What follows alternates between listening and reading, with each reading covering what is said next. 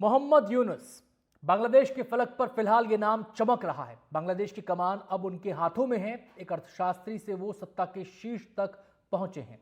उनके कंधों पर करोड़ों बांग्लादेशियों की उम्मीदों का बोझ है।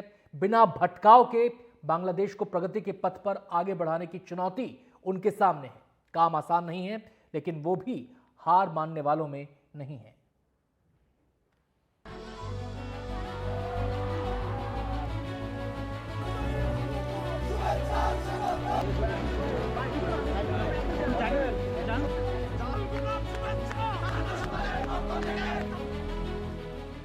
समाज सेवी, बैंकर और अर्थशास्त्री।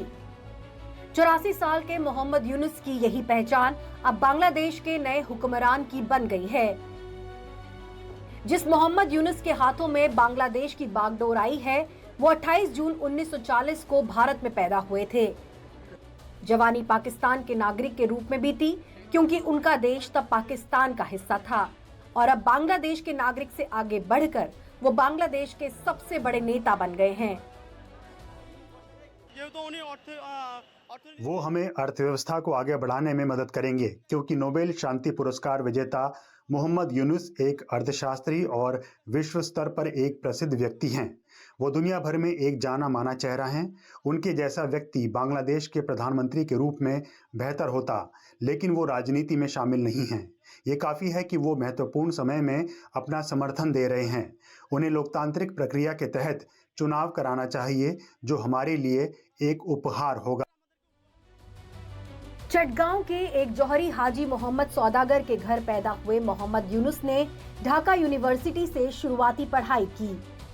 फिर उच्च शिक्षा के लिए अमेरिका चले गए, जहां से पीएचडी की और वहीं पढ़ाने लगे। लेकिन बांग्लादेश बनने के बाद देश लौटे और चिटगांव यूनिवर्सिटी में अर्थशास्त्र विभाग के प्रमुख बन गए। लेकिन देश की गरीबी देखकर वो व्यवहारिक अर्थशास्त्र में लग गए, जिसके तहत 1983 में ग्रामीण बैंक की स्थापना की। गरीबों के बैंकर वाली पहचान के कारण 2006 में नोबेल पुरस्कार मिला।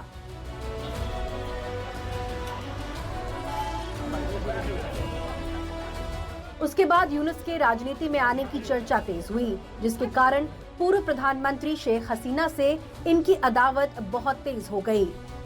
वो तनाव इतना बढ़ा कि जनवरी 2024 में यूनुस पर 100 से अधिक केस चल रहे थे।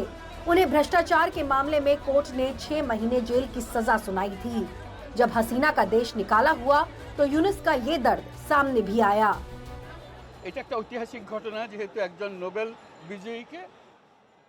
ये एक ऐतिहासिक घटना है।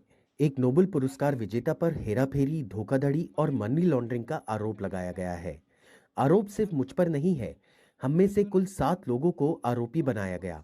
इन लोगों ने पूरी जिंदगी गरीब लोगों के लिए कड़ी मेहनत की है। वे सिर्फ कर्मचारी नहीं थे, उन्होंने इस उद्देश्य के लिए अपना जीवन समर्पित कर दिया। इन लोगों पर भी यही आरोप लगाए गए। अब यूनुस के सामने इतिहास की कड़वाहटों से निकलकर इतिहास बदलने और नया इतिहास रचने की चुनौती है। Bureau report, NDTV India.